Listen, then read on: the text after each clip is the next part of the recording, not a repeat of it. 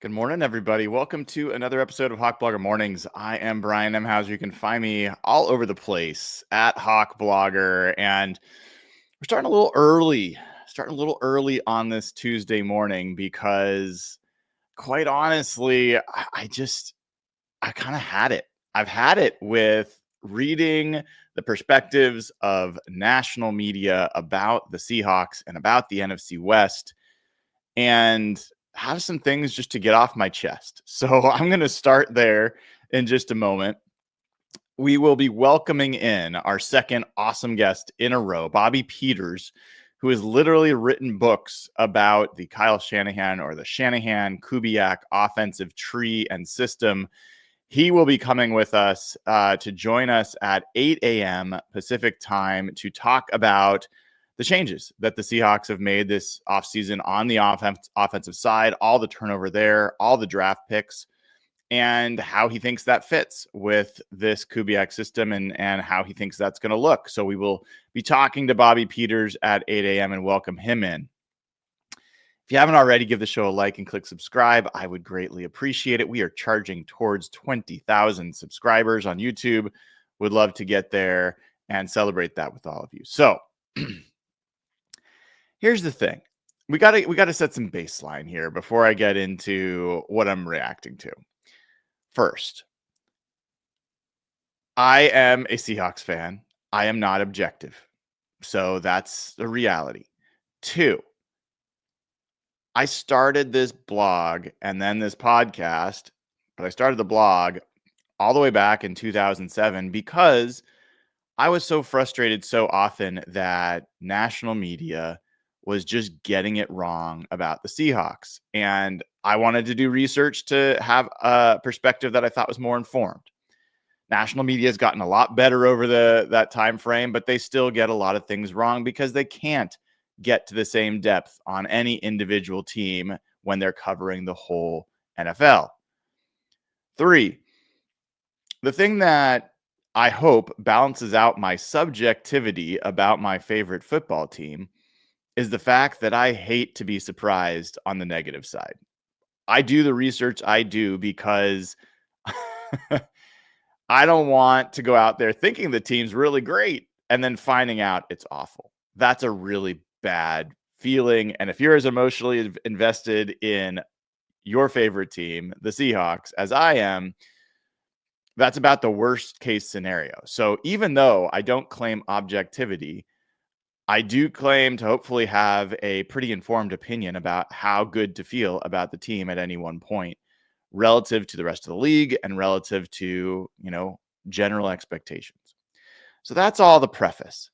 Now, what am I reacting to? What's kind of got my attention? I've talked to you before. I've done shows recently where the over-under came out from Vegas about the win totals, and the Seahawks, the bottom of the NFC West in win total projections, that only 7.5 wins is the over-under. Meaning that if the Seahawks have a losing record, if they go 8-9, they will be above Vegas expectations, or at least what they think the public believes expectations should be for the Seahawks 2025 win total. Additionally, you go in and you see the ESPN power rankings after the draft. No, none of these things make any real difference. These aren't, but they are great indicators of how this team is perceived outside of this area. That's power rankings. That went the Rams, top 10, 7th overall, 7th. The 49ers next at 15th. So it's a pretty big gap between the Rams and the rest of the teams in the division. The Seahawks 16th and the Cardinals 22nd. Okay, we'll talk about that. If you go to Pro Football Focus after the draft, they ranked the divisions and ranked the teams in the divisions. They have the Rams, number 1. The Cardinals, number 2. The 49ers, number 3. and the Seattle Seahawks, number 4, dead last in the division. Are you picking up what I'm picking up in terms of the pattern here about the state of perception around the Seahawks? Because I'm going to get into this. I'm going to get into this with you. We'll see how if I can get this done, the rant that I've got to get through in the time we have before Bobby joins. But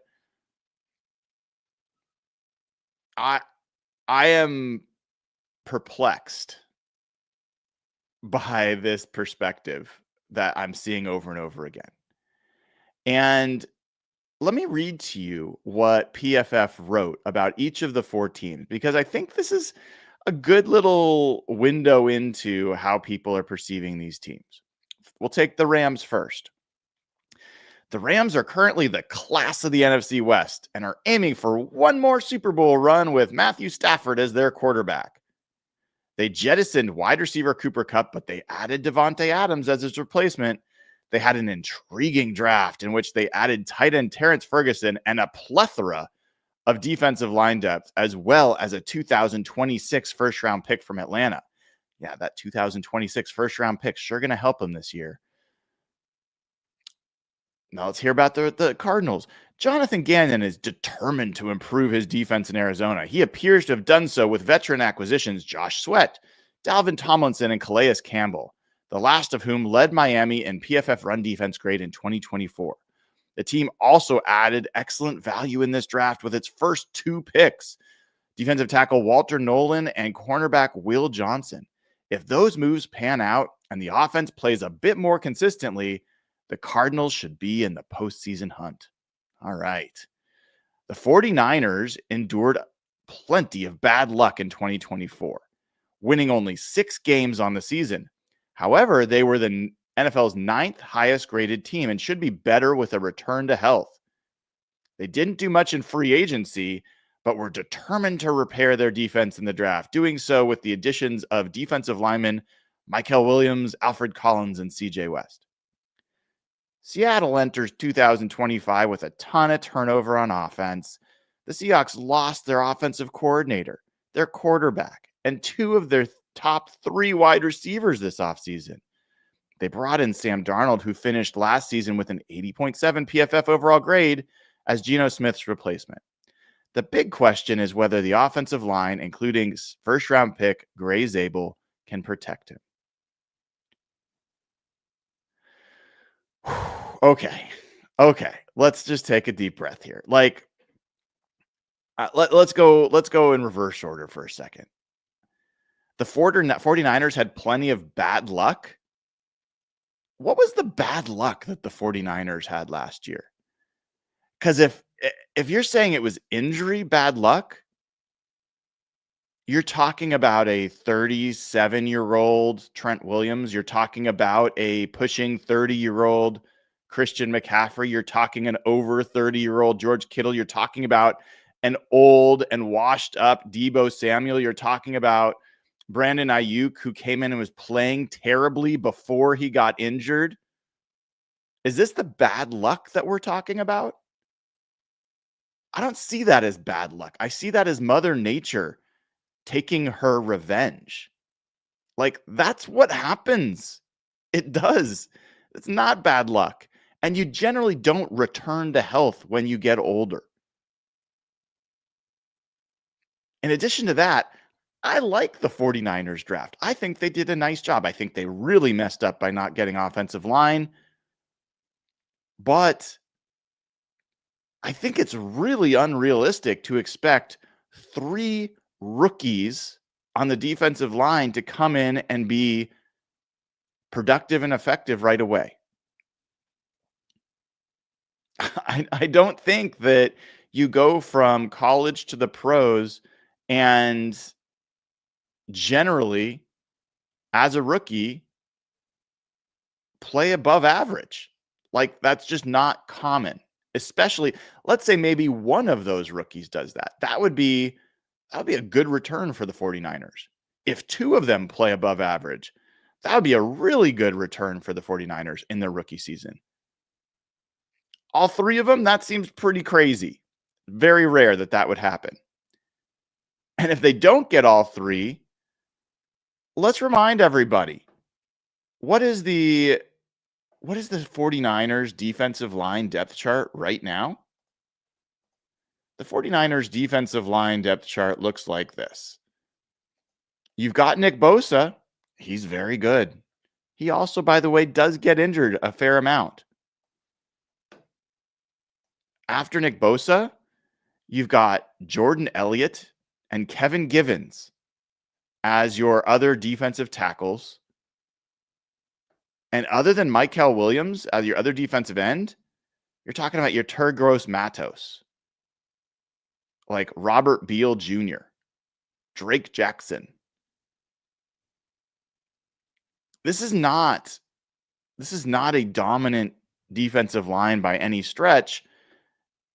And while everybody focuses on the 49ers offense, and I like Kyle Shanahan is really good in that regard. 49ers finished their weighted defensive ranking towards the end of the year was 22nd in the NFL. Their rush defense last year was 23rd in the NFL. This is DVOA. If I was to look at EPA and where they were last year in those numbers, it's not great. And I don't think there's a really strong case to be made that it's going to get a lot better. From EPA per play last year, for the full season, the 49ers, did they finish top 10? No. Top 15? Top 20? No. Top 25? No. They finished 26th. 26th in the NFL in defensive EPA per play. That's pretty bad. It's pretty bad. Well, maybe success rate. That's another measure. Maybe that's going to show that the 49ers were better last year defensively. Were they in the top 10, 15, 20, 25? No. They were 29th in the NFL in success rate on defense last year. So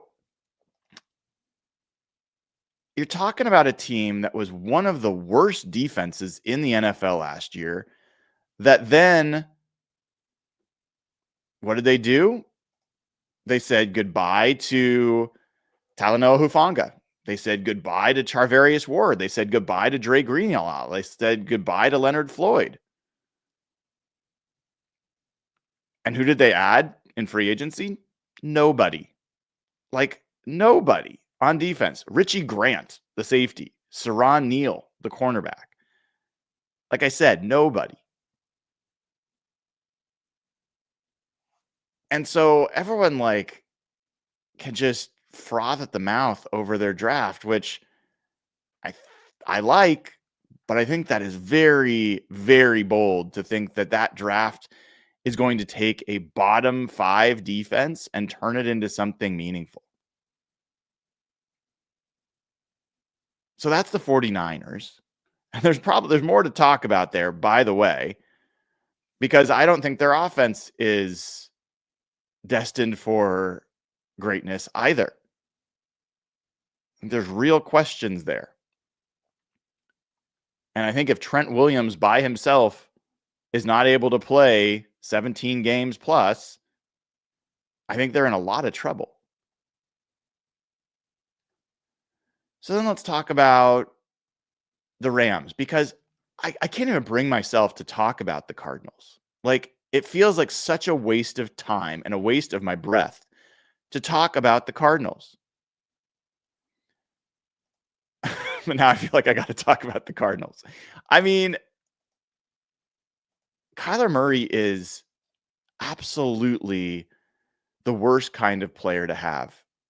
He is good enough that you can't move on from him. But when it matters, he is a guy that loses games for you. He is a guy that shrinks in big moments, and he's already pretty small to begin with. And yes, I think that they did some nice things in adding. I like the Josh Sweat edition. I like the Dalvin Tomlinson edition. I like the Calais Campbell edition. I think that they are going to be better equipped to defend the run. I think that's really important for them. But by the way, they weren't awful against the run last year necessarily. Like Arizona was 19th in DVOA against the run. That's not great, but it wasn't awful. As far as like, if you go to success rate and EPA, they were pretty bad. They were pretty bad in those regards. Like, I can kind of get myself, of all of the things that nationally is a narrative, I can get myself to believe and understand why the Cardinals defense in particular may take a step forward this year. Now, even though I think their defensive line did take a step forward, I do have questions about their cornerback room. And they're banking on Will Johnson to actually not have an injury issue. That's a big problem that caused him to fall all the way to where he fell. And I like Garrett Williams as a nickel corner. Maybe Denzel Burke works out in the 5th round. I think he's a nice player potentially. He got very grabby and a lot of pass interference in college that generally does not translate well to the pros. There's potential here for the Cardinals to take a meaningful step forward on defense. And if they do, that will lower the bar for how good their offense has to be. But they won 8 games last year. I think a step forward could be winning. Could they get up to 10 wins? I think that's possible. I think their coaching staff has done a nice job. So I'm not going to the thing that I really I have a hard time respecting about the Cardinals is that when push comes to shove, I think Kyler Murray is one of the worst players to have in big moments. And I'm not sure that you can build around that. And we'll see, in addition to all that, we'll get to this a little bit later, but I think Mike McDonald put him in a lockbox last year, and I don't think he's going to let him out. So if it comes to the Seahawks versus the Cardinals in some games to decide something meaningful, I got my money on Mike McDonald. Rams, such a fascinating team. Now, I have to admit something. I thought that they were very overrated during the season last year. Now, why did I think that? Well, this is a team that ranked 20th in the NFL in scoring, 15th in yards per game on offense, and that was what they were known for. From a DVOA perspective, this was a 17th ranked DVOA team by the end of the year. Their defense was 26th in DVOA. If you look at the Rams offense in general, they had some of these big games, like the 44 points against the Bills, the 30 points against the Vikings. But in general, you're going down the stretch of the season where the season's really on the line. They score 21 points against the Saints, and they had 0 in the first half of that game. They scored 12 points against the 49ers on a Thursday night football game.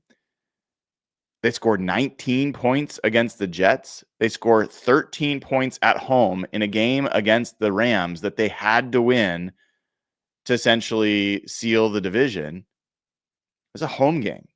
They barely won that game, 13 points.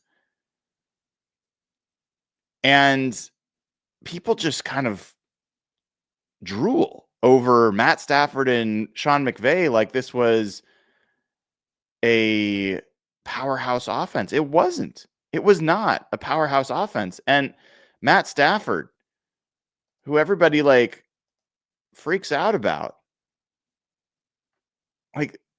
that was one of his worst seasons Like a couple years ago, he missed a bunch of games. So let's take out 2022 when he only played 9 games. Okay. The 20 touchdowns that Matt Stafford threw was the least he's ever thrown in a full season. The only other time he threw 20 touchdowns in a full season was 2012 when he was 24 years old. And I don't think this one was because of youth. His touchdown rate of 3.9% was among the lowest of his career. I think Matt Stafford showed massive signs of regression last year and degrading. And yes, he had 2 awesome games in the playoffs, and that matters. I don't think Matt Stafford's a guy you should just dismiss. But I don't think you can ignore the 17 games in favor of 2. Their whole season rides on whether Matt Stafford at age 37 can be available for the whole time and be a good player. I'm not sure either of those are particularly good bets. The thing that I like the best about the Rams is ironically the thing that was statistically the worst part of the Rams last year. They have the best young pass rush in the NFL. You know, I don't have to remind you about Jared Verse. I don't have to remind you about Kobe Turner and Byron Young and Braden Fisk. They also have, we might find out that oh my gosh, he was the guy from Washington State, Brennan Jackson.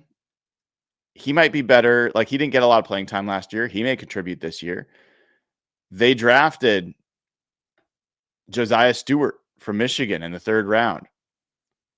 He was very effective in college. He's very small. Maybe he adds to it. Like, I don't know how much better that pass rush is going to get, is the one thing I will say. Now, Jared Verse, believe it or not, Jared Verse, who had 89 pressures last year. I mean, the guy was a beast. He only had 4.5 sacks. So I think I would be surprised if Jared Verse doesn't put up 12 plus sacks this year. I think he's so good. And I think he's going to continue to be that good. I'm a little bit lower on Braden Fisk still. And I think that he is much more of a one-trick pony in terms of, I think he's still a liability in the run game. And the Rams made, I think, an interesting and smart addition. Everyone talks about Devontae Adams, but I think Poona Ford was a good ad for them. Now, they lost Bobby Brown, who had been their defensive nose tackle. Poona can be good in certain situations, but you've got to use him the right way. He can also be mediocre. So we'll see how he fits here. I actually like the linebacker Nate Landman that they added from Atlanta. I think that's a good ad. I think he's a solid, especially coverage linebacker. But their draft, I mean, Chris Paul Jr. in the 5th round, interesting linebacker, could be a good player, but is a little bit undersized. And Terrence Ferguson, like, I like Terrence Ferguson. I was one of the guys that was hyping him up. I don't know that Terrence Ferguson changes the fortunes of that Rams offense significantly than it would have been with Colby Parkinson and Tyler Higbee. You know, like, I'm not sure it's a massive change to how that team's going to function. So, like, the Rams, I think, deserve, like, they won the division last year. They had the same amount of wins, though, as the Seahawks, but they won the division. They had the most solid, young, and ascending unit in the division, I would say. Their young pass rush is probably the most reliable bet you could make on an ascending unit in the entire division. So I give them that. Sean McVay has earned a lot of praise over the years and a lot of credibility and a lot of respect for his coaching job. And some of that I think is pretty warranted. Some of it's, I think, a little overdone. But they deserve to be the division favorites. I think that's fair. So I don't hate that part of it. I think putting them up in the top 10 and calling them Super Bowl contenders, I think is ridiculous. To be clear, I think that's crazy. But they did give the Eagles, of all the teams that the Eagles faced last year in the playoffs, the Rams are the only ones that gave them a game. And that was in Philadelphia in snowy weather. So maybe I'm wrong. I'm not too big to admit that. But here's the thing with the Seahawks. And here's the thing with the perception. You've got Sean McVay, who is just slobbered over nationally, right? He is the man. And that's how everybody sees him. You've got Kyle Shanahan as a coach who is slobbered over nationally. Best offensive mind, in the game. Shanahan and McVay. And then you got Mike Macdonald. I would say you even hear more about Jonathan Gannon and the coaching work done in Arizona than you do about Seattle.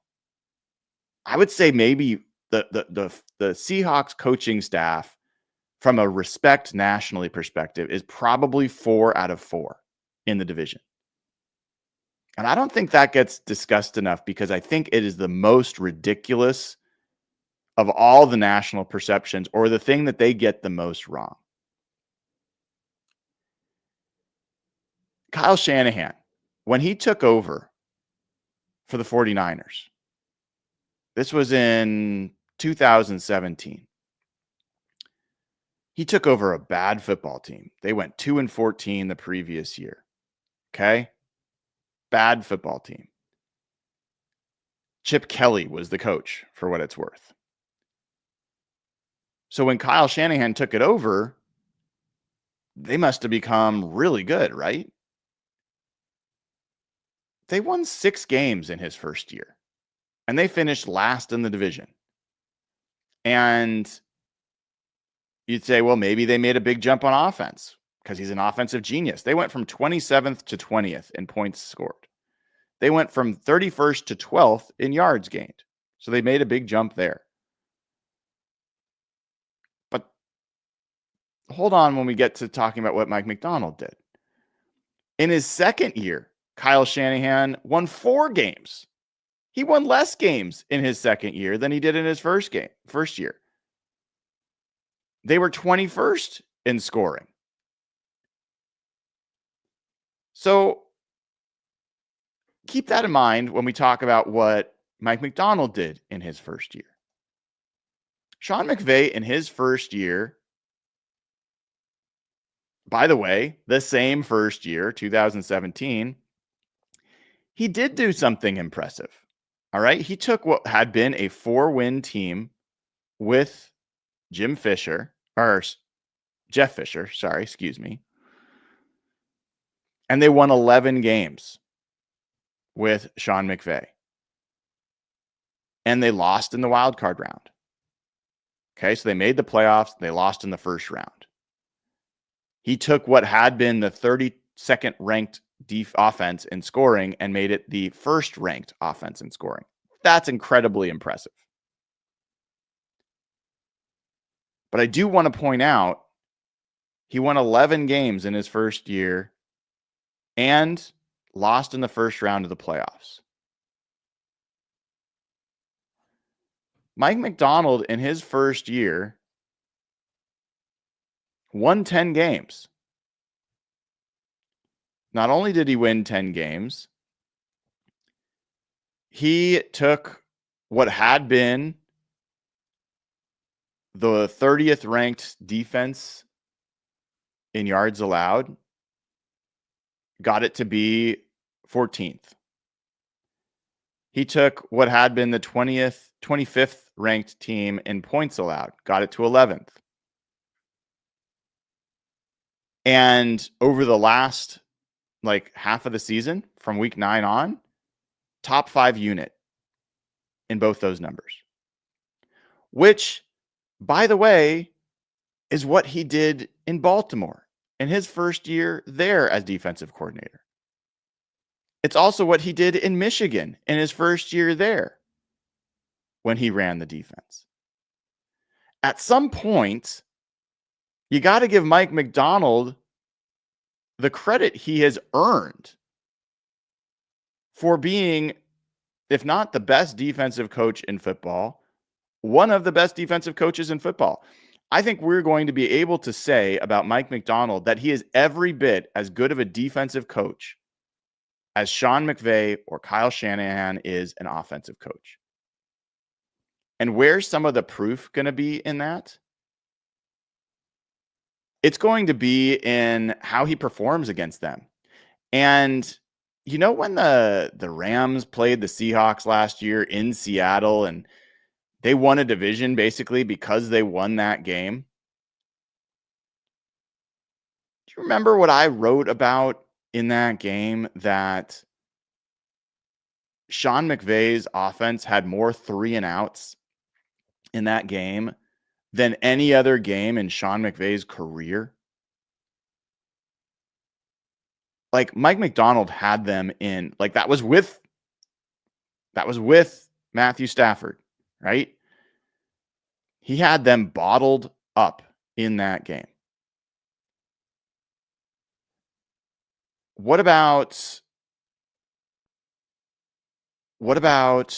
Kyle Shanahan? He must have done pretty well against the Seahawks last year, right? Well, in the first game, they did pretty well. In the first game, that offense came to Seattle. They scored 36 points. And they put up 228 yards rushing. That was the difference. That was the game that broke Mike Macdonald in terms of his personnel, and they made changes. Got Roy Robertson Harris, got Ernest Jones. A lot of changes happened. The next time they played him, the 49ers were actually stronger. They had gotten Christian McCaffrey back for that game, and they had just played Tampa Bay the previous week, put up 23 points, had 338 yards passing. They were rolling. They had 413 yards of offense that week. The week before against Dallas, they had 469 yards of offense. So when the Seahawks came into San Francisco in a game that both teams needed to really have a chance at the playoffs, Shanahan surely dominated Macdonald, right? Wrong. They had 277 yards of offense. That was the lowest offensive total that Shanahan had all season to that point. They scored 17 points. That was the lowest the 49ers had scored all season to that point.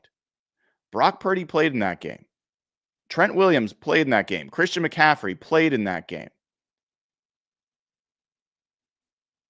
So I have issue with this notion that Mike Macdonald and his crew is 4 out of 4 in the coaches up there. And this notion that they lost their offensive coordinator. I cannot believe I mean, I should believe, but I cannot believe that PFF wrote they lost their offensive coordinator. They fired their offensive coordinator. It was atrocious the end of that season, the way the offense was playing. And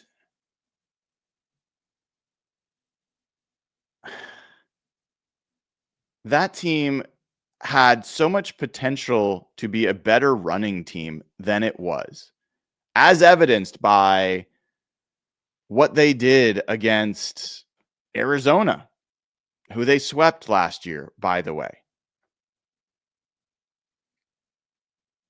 And I want to say that the Seahawks are the only team that beat every team in the division last year. Not sure that's right. Let me double check that. The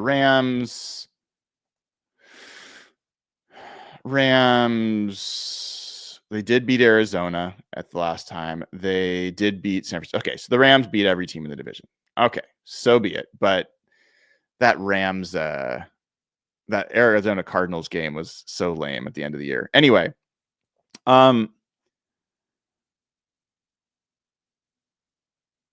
when you look at the Seahawks rushing offense, they had like the 7th best rushing offense the last 5 games of the year because they finally started to run the ball. And the times that they struggled in that regard, Ryan Grubb just pulled the plug on it completely.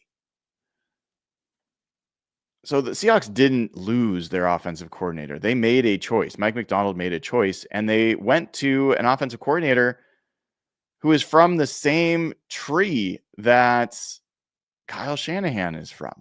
Kyle Shanahan is son of Mike Shanahan.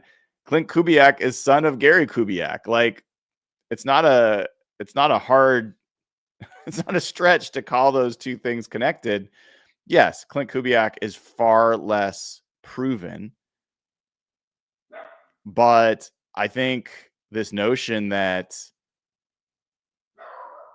he is way this notion that the Seahawks are suffering because they've added Clint Kubiak, I think is very odd.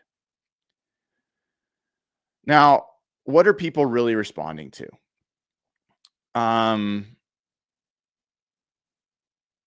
They don't like that DK Metcalf is gone. He was one of the most well-known players on the Seahawks roster, believe nationally to be one of the best receivers. He's not. They see that Geno Smith was traded. And it's so ironic. They see Geno Smith is traded, and generally across national perspective, everyone kind of thought Geno Smith was not good. But now that they traded him, it's like, oh, the Seahawks are rebuilding. Sam Darnold played better than Geno Smith statistically last year. And in certain areas, he played better than Geno Smith. And he's a better fit for this offense than Geno Smith. He is much more effective under center than Geno Smith has been. He is really good on play action. Like, there's a lot of things to really like about the fit. This notion that Sam Darnold can't handle pressure and that he wilts when he's under pressure. I've already disproven that statistically. That just was not the case last year. Sam Darnold was one of the better quarterbacks when under pressure in the NFL last year. In addition to that, this notion that the Seahawks offensive line, if they hadn't made the pick for Gray Zabel, this would be a different conversation. But you cannot, like, I refuse to believe, and I would be, let me put it this way, I would be absolutely shocked if Gray Zabel ends up being a step back in pass protection from Laken Tomlinson last year. I would be shocked. Gray Zabel is going to be, I have very high expectations, but let's just say this. At the lowest, Gray Zabel is going to be an upgrade over Laken Tomlinson. I think that is very safe to say. Abe Lucas, who everyone just seems to forget about this. He was gone for almost the whole season and then played on one leg for the last part of the season and still was a massive upgrade. The Seahawks had played 4 different right tackles last year. You want to talk about a return to health and bad luck? It was the Seahawks that were running out all sorts of different players at right tackle and had a center retire in the middle of the year. And like, there was a lot of things that didn't go well for the Seahawks last year. I mean, the red zone interceptions, like there's a lot of things that did not go right for the Seahawks last year. And by the way, as I've said before, they also faced the toughest schedule for a defense. The Seahawks defense faced the toughest offensive schedule in the NFL last year, and they still finished as a top 10 defense. But I look at the offensive line, which is the biggest question mark. And Abe Lucas is going to be a different player than he had been last year. Charles Cross, the fit with this system is so good. It's so much better than the other systems that they've run here. We talked about Gray Zabel. I think Ola Oluwatimi or Jalen Sundell, no matter how pessimistic you are, Ola Oluwatimi played last year and was fine. He was never the problem in a game last year. It wasn't like the Joey Hunt situations where, man, you just can't even get by with this guy at center. It wasn't like that. So he's not going to be, even if that's like he's no better or they get no better play from that position, which I think they will. I don't think there's reason to be super down on that, especially relative to other offensive lines in this division. And then you've got right guard, and you've got a whole pile of guys to fight for that spot, whether it's Bryce Cabledew or Christian Haynes or Satawa Lamea or Anthony Bradford or whoever else. Fine, let the best man win. But I don't think that offensive line, I think that offensive line was as bad as it was going to be last year. Not just because of the players, not just because of the injuries, but because of the system that they were running.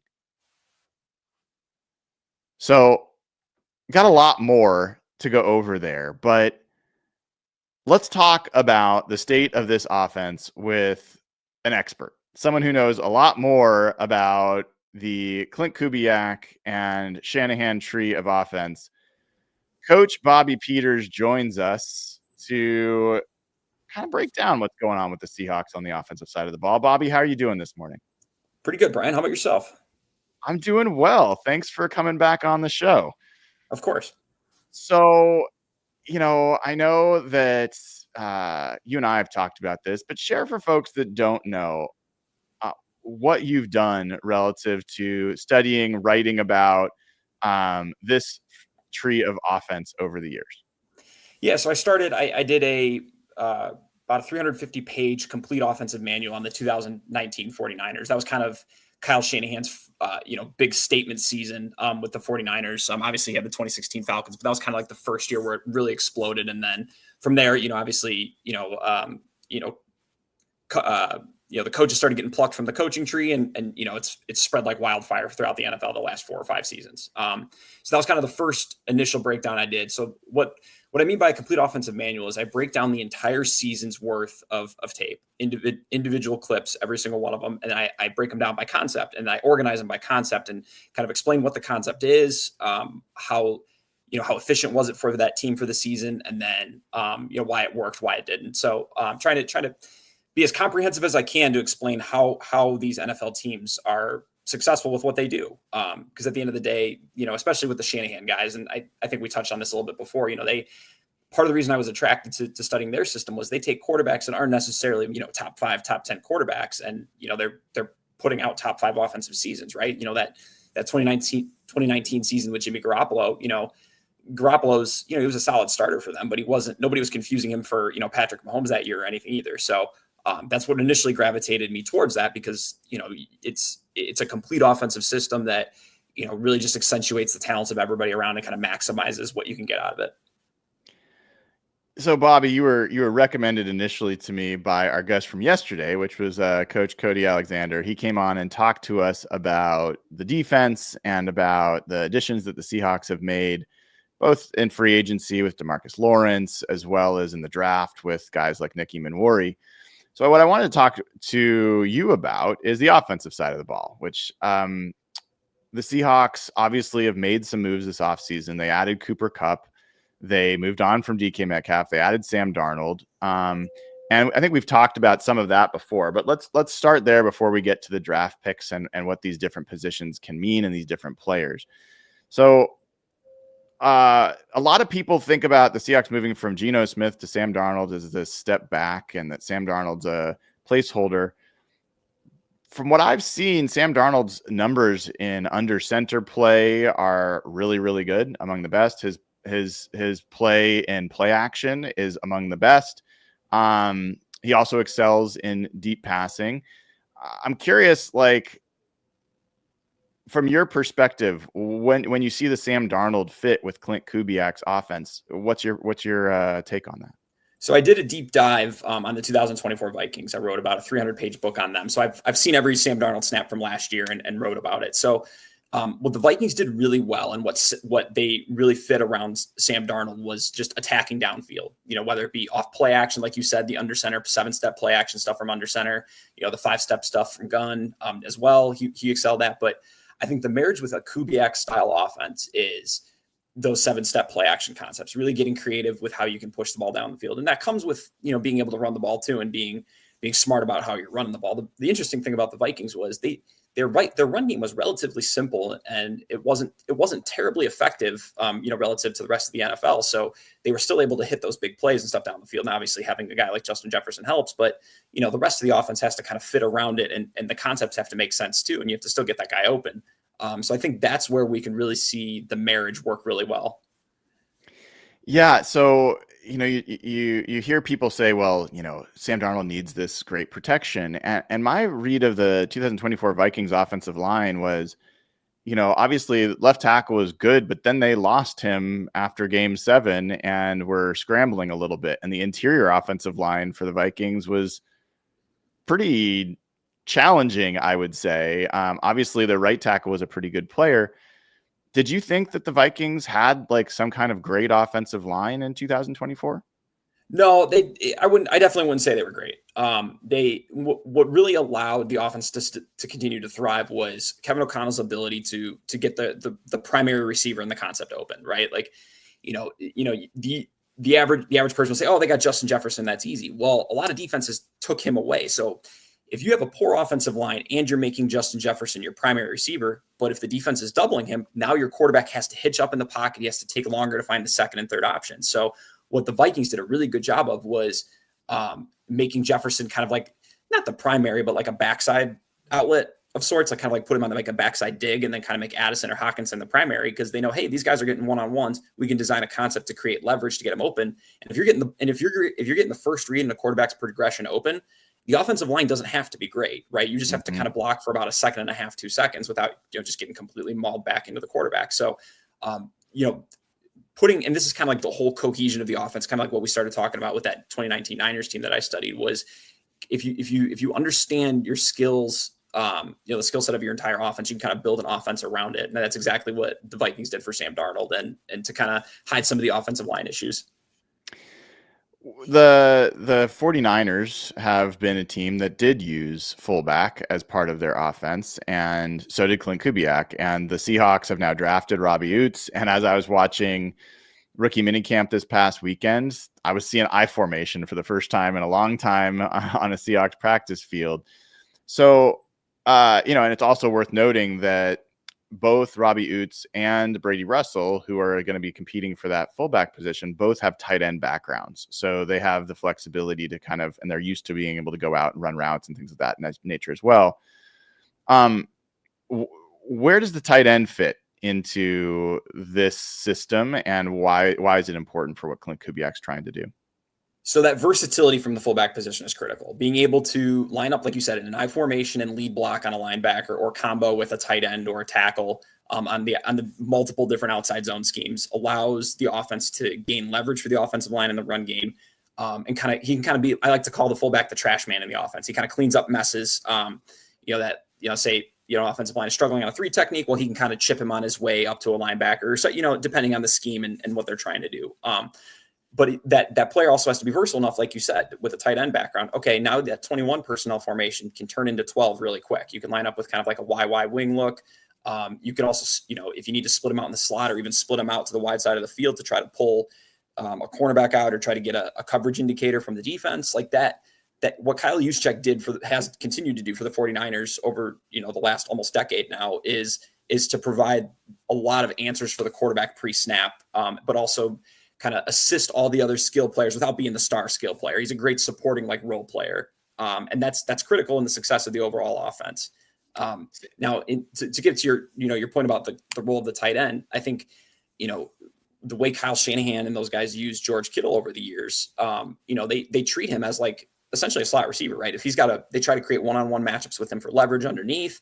Obviously, just in the pass game, right? Like in the run game, he's an absolutely incredible run blocker too. So that's super helpful. But in the pass game, they treated him almost like a slot receiver, and they made him a primary on a lot of the concepts. So when you're doing that, kind of like what we talked about with the Vikings from last year, it allows you to be less predictable. And if you can get that first read for the quarterback open, that ball's coming out on time, and your quarterback's not getting touched. You said something I want to circle back on with the fullback. You said that helps the quarterback with pre-snap and reads. Can you say a little bit more about how? Yeah, that's a great question. So say you split your fullback out. So say you've got like a trips formation. You got 3 receivers to the wide side of the field. If you put your fullback as the widest receiver there, the one closest to the sideline, the defense has to make a decision. Are they going to put a cornerback on him and leave a linebacker on a slot receiver on the inside? Or are they going to put a linebacker out there on him and show you that they're playing man coverage, right? That's an indicator for the quarterback. If he sees a linebacker lined up all the way by the sideline, well, now he knows it's man coverage. If there's a cornerback out there, he's got a pretty good idea at zone coverage. Otherwise, the defense is really putting themselves in a tough position with that linebacker on a slot receiver on the inside. So it's an awesome way to get a coverage indicator. Defenses are better and better now at disguising stuff pre-snap, but putting a fullback out wide is a great way to really force their hand on that stuff. And then you started talking about tight end. You talk about George Kittle for Shanahan, and for Clint Kubiak, Juwan Johnson was a pretty important player to the Saints. And even though they had all sorts of things going wrong last year, the Seahawks have Noah Fant and AJ Barner that were already part of the team. But then they added Eric Saubert, who's kind of more of the blocking guy. But Elijah Arroyo comes out as their pick 50th overall and is pretty remarkable athlete. He's a willing blocker, but not necessarily, he's not going to be George Kittle as a blocker. What do you see the potential for someone like Arroyo to do in an offense like what Clint Kubiak runs? So I think in the last 5 years, especially NFL, the really good coaches in the NFL are much better at kind of adapting to tight end skill sets for years. And I remember the Mike Martz Bears are a famous example. When they traded away Greg Olsen because he quote unquote wasn't a great blocker. Well, he ended up having a pretty dang good career, being a primary pass catcher. I think what specifically, just because I've written 2 books on Ben Johnson's offenses in Detroit, watching what he did with Sam Laporta, who's probably an average, maybe slightly below average blocker as a tight end, but he's an incredible receiver, and how he utilized his skill set is really a good starting point to look at. So, he would still keep him in line. He would keep him in traditional tight end formations, but a lot of times what he would do is he would flex him out, like probably 3 yards from the tackle, 4 yards from the tackle. You can still run traditional run plays from that. They would, run pin pull with him, pinning the defensive end from leverage there, standing outside him. And then they would also run, with, multiple tight end formations, kind of using him as the last one in that flex position. They would run their duo schemes and have him dig out a safety. Now, usually you'd have a receiver do that from a tight split, but when you have a tight end doing it, Sam Laporta is an average tight end, an average blocker for a tight end, but he's still a lot better than most receivers are at blocking. So that's a great matchup for the offense to kind of, create movement on the perimeter on a concept like duo if the ball bounces outside. So not asking him, that's an example of like putting him in a good position to block, right? Not leaving him one-on-one with a defensive end or, trying to combo block as much. Different stuff like that. Even though that stuff is still part of it and he still has to do it. It's not, the good coaches aren't putting them in tough positions blocking as much as they used to. They've talked about Elijah Arroyo actually having some ability as an X receiver. Like they're not going to necessarily play him as an X purely, but are there tight ends you see that have that kind of skill set and are maybe sometimes used on the boundary? Yeah, Travis Kelce is probably the best example, right? Hall of Famer, one of the best of all time to do it. But I'm going to go back to the Lions just because I've studied them a lot. And they would line up. I was watching one of their games against the Packers last year, maybe a couple of weeks ago, and he's running 15-yard dig routes downfield, right? He's the primary on these concepts that, require speed to do these. Usually that's your speed guy running that route. Usually that's St. Brown for them. But they were having Laporta do it and making him the primary too. So I think what it allows you to do is kind of getting back to that versatility thing we were talking about with the fullbacks. If you have a tight end, you can split out and run those types of routes. Well, now it's the same idea. You're getting the defense in a heavier personnel. You're trying to get the defense in a heavier personnel, right? Take that nickel off the field, bring like a Sam linebacker in, when you're in like a 12 personnel look. But if you split a tight end like him out and he can run these routes downfield, you can get him matched up on linebackers that quite aren't as good in coverage. There's another player the Seahawks added that, has a lot of people's interest, and it's not clear how they're going to use him this year. But, they hope that he can become their quarterback of the future, and that's Jalen Milroe. So one of the things the first thing I asked Clint Kubiak when he came was, you have both in New Orleans and in Minnesota been one of the top teams in the NFL in yards gained on third and short. So like he was a short yardage, like he went for big plays a lot of times. He was very productive on third and short. And I said, well, why do you think that is? And he said, relative to last year, we had a weapon. His name was Taysom Hill, and we used him a lot, and he was really valuable. There's some interest in whether Jalen Milroe, you talked about, the advantage of having a fullback. If you talk about the numbers and the blocking numbers and, being effective on short yardage, what can having a guy like Jalen Milroe do for a team and do to a defense if they decide to deploy him as a red zone weapon, short yardage weapon this season, even if he's not their full-time quarterback?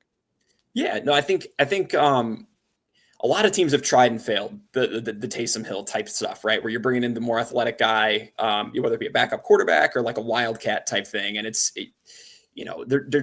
there hasn't been a ton of consistency with that over the years, but the Taysom Hill experience with the Saints over the last, however many years he's been there has been the really kind of the model of how to do it. So I think Kubiak having that experience, being there for a year, I mean, obviously he wasn't there for all those Sean Payton years, but to kind of see, okay, this is how it worked, talking to Taysom, talking to the guys like that were there. Okay, this is how it worked. This is how it made sense. I think that's very informative.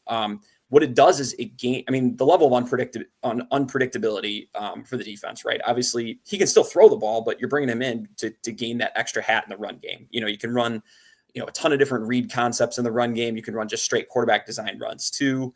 You could run kind of like, quarterback run pass options, right? It's not really like a handoff read. It could be like a quarterback draw with like, a three-step pass concept paired with it too. So really what you're doing is you're gaining numbers back that the defense usually would have with a more stationary quarterback. The thing that everybody talks about with the Seahawks and has the most skepticism is the offensive line. It's well earned over a decade of really poor offensive line play from the Seahawks.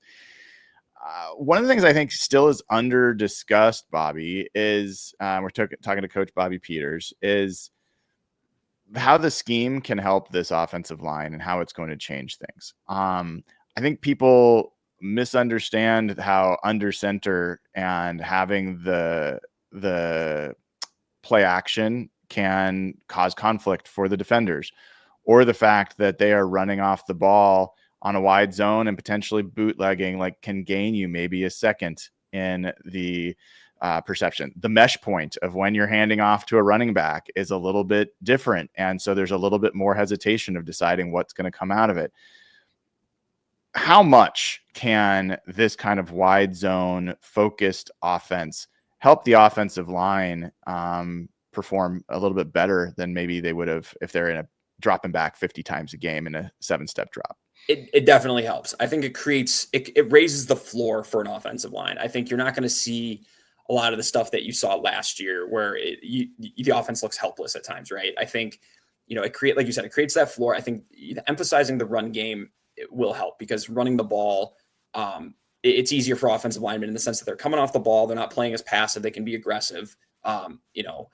So I think that raises the floor. Now kind of what we talked about earlier with what Kevin O'Connell and what the Vikings were able to do in the pass game, that because you're still going to have to throw the ball. You're still going to have to throw on third downs. You're still going to have your 5-step, your 7-step stuff off play action, and creating the first read in the progression open, or even the second read in the progression open.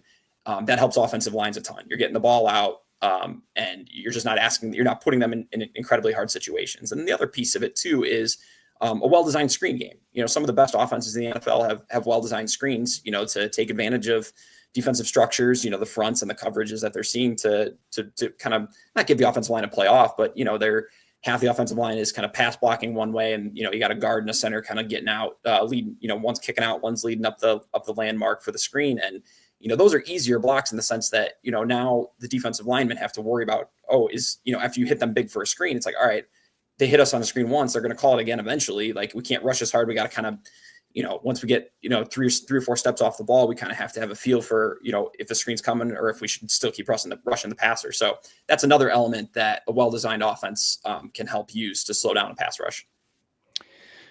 You see it with the 49ers for years that people are saying kind of the same thing about their offensive line, like some question marks about, like, this is not a very talented offensive line. There's Trent Williams, and then there's, like, I don't know about these other guys. And continuously they don't add. Like this year even, 49ers made all these picks, really didn't draft an offensive lineman until late. How have they been able to mask kind of the talent deficiency on their offensive line for all these years? Scheme has been Kyle and those guys have stayed far and ahead on creative ways to run the ball and create angles and leverage for the guys up front. Last year, they kind of took a step back from that. I think their pass game, their drop back pass game evolved. They were better. They were a decent screen team, and then they had some good play action stuff as usual. But I thought their running game kind of took a step back. And I think some of that, and we kind of saw those holes with the offensive line at times because the scheme wasn't as great. For whatever reason, they just didn't pay as much attention to it, or, they more relied on not simpler schemes, but they weren't as creative as they were in like 23, 22 or 21, or, even all going all the way back to 19. So I think just trying to find ways, using those fullbacks and tight ends to create leverage, whether it be like with the escort motions or the different leads out of I formation that we were talking about earlier. There's a lot of different ways you can help your guys up front with, scheming up the run game. And that was how they were able to kind of hide some issues for years. With the Saints last year, Clint Kubiak had some kind of surprising success with a guy like Marquez Valdez-Scantling. He had 4 touchdowns in like 7 starts. It was one of his best stretches of his career. And yet Clint Kubiak runs a lot of, 21 and 12 and doesn't necessarily have 3 receivers on the field that often. So what's your perspective on when does the X come into play for, this Kubiak kind of Shanahan system? When do they go to 3 receivers? Or when do they go to formations where you'd have an X and a different receiver on the field as part of a 21 or 12 personnel? Yeah. So I think the X receiver question, like play action shot plays, whether we're talking about the different keeper concepts, the bootlegs, or just the straight drops off run action. I think that's usually the X and the Z are primaries on that. Sometimes they'll make the tight end the primary as well, but usually, with it's 21 or 12, those are probably the main personnel groupings that they like to load up for play action on. And that's probably where a lot of his touchdowns came from without remembering exactly how they came from offhand. But if I had to guess, that'd probably be because he's a speedster. He's going to run by people. So if you can get him one-on-one on a corner or safety down the field, based on the run action and then the accompanying routes, that's where his big plays are going to come from. So that's where that's going to come into play. A lot of times you'll see when they get into 3 receiver sets, like 11 personnel, you'll see that more on third downs. And a lot of it's personnel based too. If, over the years, just the Niners always had Kittle and Juszczyk. So they, it's hard to take those guys off the field too, unless you got a stud slot receiver. And they just, they always had Debo and then Ayuk, they just never had that Juwan Jennings it has been awesome too, but they just never, it's just never been a big part of it. But once you get into third down situations, they like to get into their 11 personnel when they get into their drop back 5-step stuff. That's really where a lot of that stuff comes into play. The last couple of questions I've got for you, talking to Coach Bobby Peters from Alert the Post. Some people have had some question about the signing of Cooper Kupp by Seattle, and that he's been primarily a slot receiver, and that JSN has also been primarily a slot receiver. Other people have said, well, this is a kind of an offense where you're going to have people kind of in a shrunk width kind of game to begin with, so you're not necessarily playing outside the boundaries to begin with. What's your take on Cooper Kupp and JSN as a pairing for this type of offense? Yeah, I think, like you said, when you're running a condensed split offense, you don't really you can have multiple guys with a slot skill set. You don't necessarily need to have guys that are true X's and Z's. And I think the Niners, the Rams, and a lot of those teams over the years have shown that. So I think that's not a huge issue. It's always nice to have a ball winner on the outside, guys that can win jump balls and just, win true one-on-one routes. That's hard to, if you got a guy that can do that, that's huge in your offense. But there's ways to scheme around it. There's ways to still get guys open. And, a guy like Cooper Kupp, I've studied the Rams and written about them extensively over the years too. He wins underneath, on the option routes. And, if you got a one-on-one underneath, he's going to win. So that's, I wouldn't think too much into that at this point in time. It could be an issue, come October, but at this point in time, we'll see how they deploy them. When we've seen the best of the 49ers offense, what have been the positions that have been most critical? And I'll tee up a little bit in that. I think a lot of people talk about receivers. It feels to me like it's been the run game that has been the thing that's really keyed that. And then even the tight ends have been maybe more standout than the receivers. I'm kind of curious where you'd kind of stack rank the importance of those position groups to really have a functional version of this offense. Good question. I think when they're at their best, they're running the ball well. CMC, when he was, he kind of supercharged that offense back half of 22 into 23. He definitely supercharged the offense. The other pieces are important, right? The versatility of the tight end, a guy like Kittle, is huge. I think when he's off the field, there's a drastic difference in how they attack defenses and their ability to attack defense. But at the same time, having a guy like Ayuk who could win one-on-ones on the outside, like we're talking about, win those downfield stems, those deep digs, those deep out cuts. That's also critical too. So I think it's important. It's important not to neglect any of the spots, but I think, even without CMC, like in 2019, when they had Mostert and some of the, the lesser name guys, they were still able to run the ball. But I think however you want to slice it, whether it's the tight end blocking, really well, or, when they had added CMC, it's this offense is at its best when that run game is rolling. Then they can attack you from all different spots. The play action hurts. They can run the drop back stuff. They don't have to, live and die with that stuff. So I think, however you want to slice it with the personnel. And then the receivers have to be willing blockers too. Like when that offense was humming, with CMC running the ball, Ayuk was blocking guys, 20, 30 yards downfield. He's digging out safeties, cutting backside. If he's on the backside, he was cutting off the backside safety to prevent him from getting over to the front side. So, it's really an all 11 approach. Yeah. And I think that's a under discussed part of what Cooper Kupp brings as one of the better blocking receivers in the NFL. And I think people think about his addition just from the passing part of it, but I think they miss his potential addition from the run game part as a blocker. So, all right. So, Bobby, when you stand out there on the outside, you look at the Seahawks roster as it currently stands. You look at guys like Sam Darnold. You look at, Kenneth Walker. You look at Zach Charbonnet. You look at, Noah Fant and Elijah Arroyo and AJ Barner and JSN and Cooper Kupp and Marquez Valdez-Scantling and Torrey Horton, whoever. When you look at this offense and this offensive line all together, what do you see? I want to see, like we talked about earlier, I want to see that floor raised. I want to see this look like, like a typical, Shanahan type offense where, what you're going to expect. They're going to be able to run the ball, not every week, but, with relative consistency. The threat of play action is going to be there. The ability to win on third down to still on the underneath, the 5-step stuff underneath, like the choice routes, the return routes and stuff like that. I don't see them being, a top 5 offense, maybe not even a top 10, but if they can get to the top 15, I think that's a great landing spot for them this year. And obviously the thing with Sam Darnold is he's shown he can create explosive plays in the pass game. He loves pushing the ball down the field. So, whether through the design of the offense and how they get there, I mean, he can still push you into the top 10 if he's pushing the ball down the field. You got a guy that can do it. So, raising the floor, but then you still have that, that ability to kind of vault yourself into that top 10 range. It could certainly happen. I could see it in the realm of possibilities, but the real problem, obviously, if it looks similar to last year, or if it's not, if there's no consistency whatsoever, then that's obviously that's a problem. But I think with the personnel, I think they should be able to raise that floor. What would, in your mind, what would be the key to them actually becoming, to overperforming, to outperforming expectations, maybe being a top 10 offense? What would have to happen? I think similar to what Sam Darnold did in Minnesota last year. I think he would have to kind of replicate that production of, he made plays in the pocket. The scheme was really well designed, but they still, he still had to make plays outside the pocket too when the play broke down. So I think having him kind of go, superhero mode in cases, I think could elevate the offense into the top 10.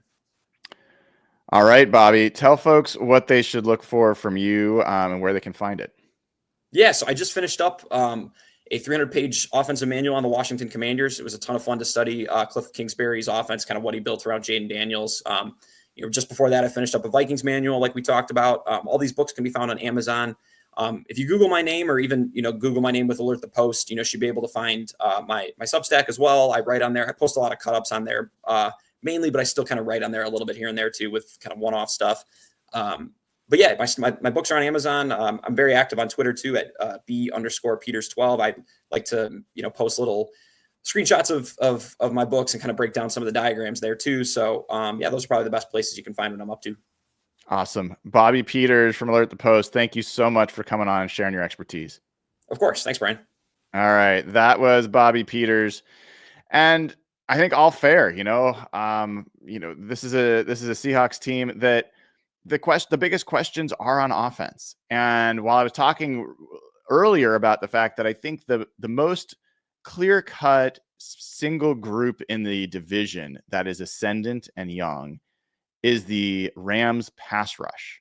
Like, if you're going to micro, size it down to a specific part of a specific group, the Rams pass rush is clearly ascendant and should be ascendant for years to come. But if I was to say which is the unit, offense, defense, special teams, in the entire division that has the most reason to believe it will be a top 5 unit this coming year, it's the Seahawks defense. I feel pretty strongly about that this is a team that already was playing like a top 5 unit for the last half of the season last year, and was a unit that is going to be returning 10 of the 11 starters and has added some pretty interesting pieces to that side, and has one of the best, if not the best defensive coach in the NFL, who's coming into a second year, and a group that will be in their second year in this system and this scheme, and will be able to play faster and smarter and more effectively. So this is part of the thing that for me is the most divergent from national perspective, is that I've done a show, I've talked to you before, teams that have a top 5 defense generally win like 11 to 12 games historically. Even a top 10 defense, you're going to win 10 to 11 games. That feels to me like a reasonable, I'm not going to say it's a floor, because of course things can go wrong and you can be worse than that. But assuming that Seahawks defense just continues to improve and play at the level that they played last season, I think there's every reason to think they're going to be better than they were last year. I don't know that there's many defenses across the entire NFL that I would take over the Seahawks defense. The Eagles absolutely deserve that, and they added reinforcements. So like, they did lose Milton Williams, but they added that Eagles defense deserves the respect. And you got Vic Fangio, who I've got a ton of respect for as a defensive coordinator. So I'm not saying the Seahawks are clearly the best defense in the NFL, but they're in the conversation for the top 5 for sure. And I don't know, like, I don't think there's a strong case to be made that the Rams offense is going to be a top 5 unit. I definitely don't think there's a strong case to say the Rams defense is going to be a top 5 unit. The Rams were not a top 10 unit last year offensively, and they certainly weren't defensively. I don't think that the 49ers, like, you could maybe say that there's a case to be made that they could become again a top 5 offense. There's a lot that has to go right for that to be the case. Certainly not a good case to be made they're going to be a top 5 defense. Like, that's a lot of projection, and a lot of things have to go right for them to be there. So I look across this division and I'm like, the one unit that you can say with credibility should enter the season with expectations of being among the 5 best is in Seattle. And they're going to finish last in the division. This is a team, quote, in transition. You're not in transition when you return a top 10 defense and 10 of the 11 starters from that defense, and it's one of the younger groups in the NFL. Like, that's not a transition. So even though it bothers me more than it should, because who cares what people are saying in May, I kind of love it too, because it's so much more fun when everybody just shits on the Seahawks and then they find out. Like, let them find out when they face that group this year that it's not a 7.5 win team. Let them find out that it's not a 4th place in the division team. Let them find out that Mike McDonald is every bit the coach as the other guys in this division that get way more praise and way more credit. And let's see what Mr. Kubiak does with his chance here. This is his best situation to walk into, I think. Now, the Vikings one was pretty good. But as far as having a coach that's stable and behind him, having, his full complement of coaching staff with him, having some young ascending players, and I'm going to say it, I think an offensive line that should take a meaningful step forward this year.